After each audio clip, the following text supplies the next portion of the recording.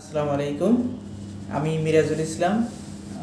এখন কর্মরত আছি মির গ্রুপ অফ কোম্পানিজ লিমিটেডের একটা সিস্টার কনসার্ন মির ইনফোসিস্টেমস লিমিটেড। এটা একটা সফটওয়্যার ফার্ম। তো আমি অনলাইনে একটা বিজ্ঞাপন দেখতে পাই যেখানে বাইট কেয়ার লিমিটেড থেকে একটা সার্কুলেট করা হয়েছিল যে আজকে একটা ফ্রি সেমিনারের আয়োজন করা হয়েছে যেটা সাইবার সিকিউরিটি অ্যান্ড অ্যাওয়ারনেস নিয়ে।